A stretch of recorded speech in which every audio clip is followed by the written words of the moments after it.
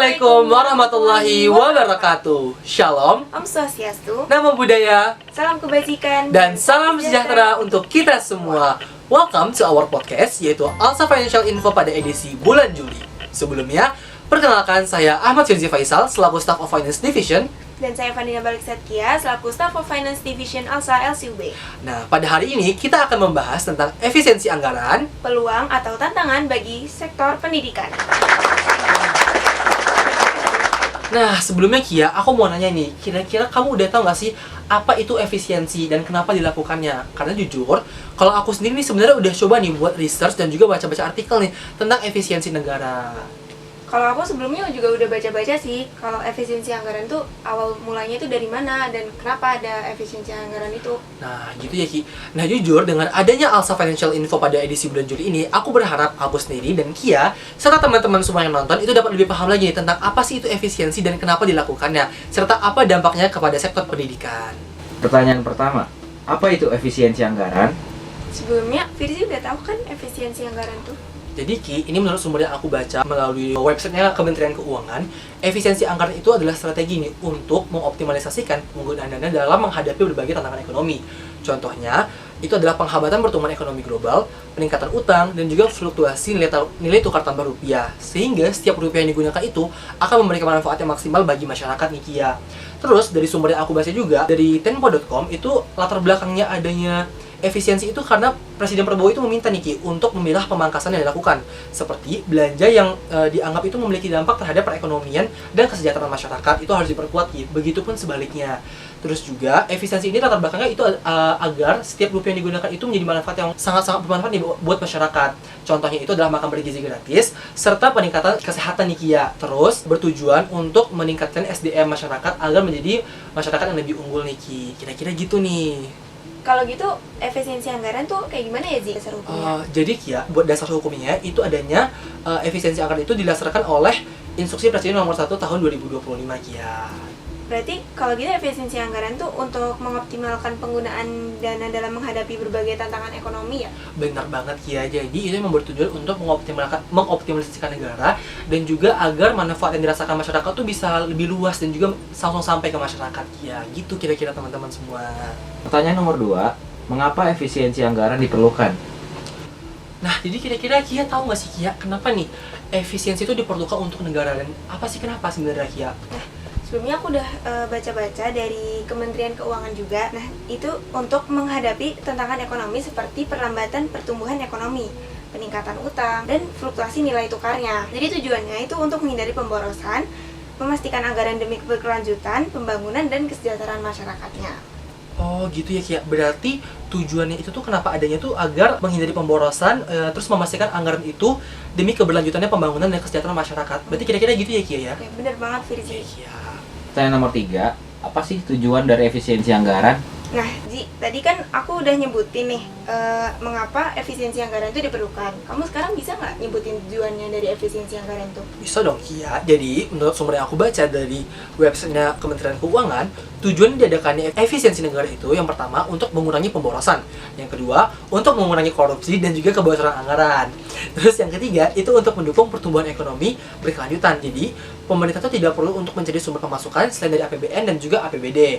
Tentu ini akan berdampak pada penurunan kemungkinan pengajuan utang di Bank Dunia, kemudian rendahnya rasio akan mendorong investasi di Indonesia dan memunculkan banyak perusahaan di berbagai wilayah nih Kia. Itu yang ketiga. Lalu yang keempat, itu untuk meningkatkan kesejahteraan masyarakat, yaitu membantu pemerintah menyediakan alokasi dana lebih baik untuk berbagai program yang dibutuhkan oleh masyarakat luas, seperti BBM dan juga gas 3 kilo. Itu Kia. Berarti bagus banget ya tujuannya dari efisiensi anggaran ini. Bener Kia, jadi emang tujuannya itu untuk masyarakat tuh lebih nyaman dan juga merasakan manfaat yang langsung nih dari anggaran negara yang dikeluarkan Kia. Jadi nggak semata-mata hanya dirasakan oleh orang-orang yang berkuasa lah Kia. Jadi semua itu bisa merasakan Kia. Karena juga di sini kan disebutin ya, kalau tujuannya itu untuk mengurangi korupsi dan juga kebocoran dana Kia. Gitu. Pertanyaan nomor 4, apakah efisiensi anggaran ini berdampak pada pendidikan? Berarti untuk pertanyaan nomor 4 ini adalah apakah efisiensi anggaran itu berdampak pada pendidikan Kia? Kira-kira itu gimana jawabannya Kia? Nah, kalau aku dari baca-baca dari Kementerian Keuangan, saat ini tuh pemerintah sudah melakukan efisiensi anggaran dalam APBN. Pemerintah itu tetap menjaga alokasi anggaran pendidikan sebesar 20% sesuai dengan Undang-Undang Dasar 1945. Oh, berarti gitu ya Kia.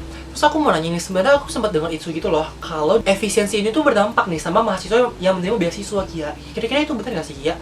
Karena kan kayak yang udah kamu jelasin nih, kalau pemerintah mengalokasikan dana sekitar 20% ya. Kira-kira itu gimana Kia? Kira-kira berdampak atau enggak sih sebenarnya? Pemerintah itu juga memastikan bahwa anggaran pendidikan digunakan dengan optimal dan tepat sasaran, sehingga tanggapan dari Menteri Keuangan Sri Mulyani terkait dampak efisiensi anggaran di Kemendiksaintek yang pertama mengenai dampak efisiensi anggaran pada program beasiswa seperti KIPK, LPDP juga tidak ada. Nah, Sri Mulyani juga menjelaskan bahwa biaya UKT itu tidak diefisiensikan. Oh, berarti itu semua hoax ya Kia ya? Berarti nggak ada nih ceritanya kalau mahasiswa penerima beasiswa itu terkena dampak nih dari efisiensi ya? Berarti nggak ada ya Kia ya? Ya, Oke. Terus ini aku mau nanya lagi nih, kira-kira apa aja sih Kia yang diefisiensikan dalam pendidikan Kia? Nah, kalau itu mencakup anggaran yang diefisiensi, yaitu biaya untuk mendanai perjalanan dinas, seminar, ATK, peringatan, maupun perayaan, serta kegiatan seremonial lainnya yang dinilai kurang penting sekaligus dinilai kurang tepat juga jika menggunakan biaya yang tinggi. Ah gitu ternyata. Oke, berarti emang yang itu emang untuk hal-hal yang rasanya tuh kalau anggarannya besar itu kurang pas gitu ya Kia, nggak cocok gitu ya berarti ya Kia ya? Nah Firzi, tadi kan aku udah jelasin apa aja sih yang diefisiensikan anggarannya di dalam sektor pendidikan. Kalau menurut kamu sebagai mahasiswa yang mengikuti organisasi kampus, kamu ngerasain nggak sih dampak dari efisiensi anggaran itu? Mungkin dari teman-teman juga pasti yang ikut organisasi kampus dapat dampaknya gitu dari efisiensi anggaran. Wah, jujur sih Kia ya, kalau aku sendiri nih sebagai mahasiswa yang lumayan aktif ya, itu tuh dampaknya tuh berasa banget Ki, karena kan yang pasti setiap organisasi itu dapat uang ya dari kantornya kan, pasti dong. Dan itu tuh setahu aku ya, itu tuh uang kita tuh di-cut Ki. Jadi kegiatan kita yang bukan prioritas utama itu jadinya tuh kesusahan gitu loh Ki buat dapat dana yang pas buat nutupin dari itu dari LAB-nya. Karena kan yang pasti setiap kegiatan itu kita banyak pengeluarannya kan, kayak kita ngundang pemateri, ada ngeprint ini, ngeprint itu, nyewa tempat dan lain-lain itu kan Ki. Jadi menurut aku itu tuh bener-bener apa ya, bikin kita kesusahan gitu Ki. Dan aku sebagai mahasiswa itu bener-bener merasakan dampak nyatanya sih Ki, terutama di organisasi yang aku ikutin. Karena organisasi yang aku ikutin tuh lumayan banyak itu loh kegiatannya Ki, dibandingkan organisasi-organisasi lainnya. Itu sih Ki. Jadi benar-benar butuh banget ya kalau. Wah, sebenarnya bahkan aku juga berharap sebenarnya nggak ada efisiensi sih, karena biar apa ya, kegiatan kita tuh lancar semua loh Ki, dan gampang gitu loh buat menuhin target kita gitu. Pasti teman-teman semua juga bisa ngerasain nih apa yang aku rasain sekarang. Nah kalau gitu Ji, kamu sebagai mahasiswa nih, gimana caranya organisasi mahasiswa itu menyesuaikan dengan adanya efisiensi anggaran itu? Nah sebenarnya kalau dari aku nih kayak, ini dari aku pribadi ya, jadi bukan yang kayak ada sumbernya juga. Itu menurut aku dari awal itu sebuah organisasi itu harus bisa melakukan penganggaran yang efektif dari awal Kia. Jadi itu semua tuh harus diatur gitu dari awal tentang uang itu mau dialokasikan kemana saja. Jadi nggak ada tumpang tindih antara satu kegiatan dan kegiatan lainnya. Jadi semua itu mendapatkan hak yang sama gitu loh untuk kegiatannya. Jadi nggak ada yang kesusahan gitu Ki. Terus yang kedua itu adalah cara pengelolaan aset atau keuangannya sebuah organisasi. Jadi itu tuh emang harus dikelola dengan baik. Sama kayak nomor satu yang udah aku bilang tadi. Jadi emang dari awal tuh harus terorganisir Kia. Jadi nggak bisa sembarangan gitu loh Kia. Terus yang nomor 3 itu adanya expected income sebagai langkah awal organisasi untuk mencari pendanaan. Jadi dari awal itu sebuah organisasi itu menurut aku udah harus tahu gitu loh sumber uangnya dari mana aja. Dari mana aja mereka bisa mendapatkan bantuan keuangan selain dari uang nekatan yang diberikan Kia. Jadi enggak yang kalau misalnya tiba-tiba sebuah kegiatan berjalan nih terus tiba-tiba ternyata uangnya kurang. Jadi organisasi itu nggak bingung gitu loh, kayak aduh aku harus cari uang kemana ya, karena udah ada perencanaan dari awal Kia. Berarti udah tertata rapi ya strukturnya, kayak dari awal udah ada perencanaannya. Bener Kia, jadi kayak emang dari awal itu tuh udah harus ada nih cara pengalokasikan uangnya yang baik kemana, dan juga sebuah kegiatan itu atau organisasi itu udah ada apa ya, expected income gitu loh. Jadi kayak tahu itu uangnya dari mana aja yang bakal datang. Nah itu bener banget teman-teman, bisa dipakai nih. Nah, jadi buat teman-teman semua yang lagi merasakan apa yang aku rasakan sekarang, itu bisa banget nih buat memakai 3 cara yang udah aku kasih tahu tadi teman-teman semua. Oke teman-teman? Sekarang masuk ke pertanyaan terakhir nih. Menurut kalian, penerapan dari efisiensi anggaran itu efektif nggak sih sekarang? Nah Firzi, dari pertanyaan yang tadi, menurut kamu dari efisiensi anggaran itu efektif nggak ya? Nah, jadi nih Kia, menurut sumber yang aku baca, itu dari berita Unsur, kalau Universitas Jenderal Sudirman itu menanggapi dalam 2 tanggapan nih Kia. Yang pertama itu ada dari Dekan Fakultas Ilmu Budaya, yaitu Ibu Elitriasi Rahayu, itu menanggapi bahwa efisiensi anggaran ini tuh dapat dilakukan tanpa mengurangi efektivitas kegiatan tertentu. Contohnya itu adalah meeting ataupun rapat. Itu kan dapat dilakukan secara online ya. Jadi itu dapat menekan biaya konsumsi dan juga menekan biaya perjalanan dinas keluar kota nih Kia. Karena kan yang kita tahu kalau dinas keluar kota itu memakan banyak biaya ya Kia, dan juga mahal banget pasti kan. Belum lagi biaya transportasinya, biaya penginapannya Kia. Jadi pasti bakal mahal banget nih Kia. Nah tapi Kia, selain dari dekan FIB, itu ada juga nih dari Pak Jajang, yaitu Wakil Dekan Bidang Umum Fakultas Matematika dan juga Ilmu Pengetahuan Alam.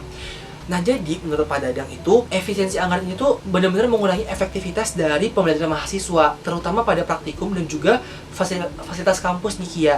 Jadi Pak Dadang itu menegaskan bahwa kebijakan itu sangat berpengaruh nih terhadap proses pembelajaran serta layanan pendukungnya, seperti perkuliahan serta sarana dan prasarana yang mendukung kegiatan akademik. Jadi emang benar-benar ada dua tanggapan, ada satu yang baik dan juga ada satu yang kayak aduh kurang banget nih kalau ada efisiensi karena mengurangi efektivitasnya gitu Kia.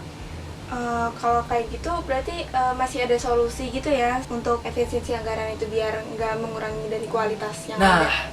Itu sebenarnya iya Kia. Cuma kan kita aku udah bilang nih kalau ada dua sisi. Jadi emang ada dari Pak Jajang itu kalau mengatakan bahwa ya itu nggak pasti gitu kalau dilakukan efisiensi karena bakal mengurangi efektivitasnya Kia gitu. Jadi masih ada beberapa gitu ya. Bener Kia. Jadi ada beberapa yang setuju untuk dilakukan, ada juga sebagian yang masih menolak ataupun kontra nih Kia dengan adanya efisiensi anggaran Kia. Gitu sih Kia. Nah teman-teman semua, dari tema yang telah kita bawakan pada hari ini dan juga pertanyaan-pertanyaan tadi, aku dan Kia itu dapat menarik kesimpulan kalau meskipun efisiensi anggaran dari pemerintah itu bertujuan baik buat kita nih, tapi ternyata masih berdampak pada pendidikan, termasuk kita sebagai mahasiswa yang mengikuti organisasi kampus itu berdampak, merasakan dampaknya.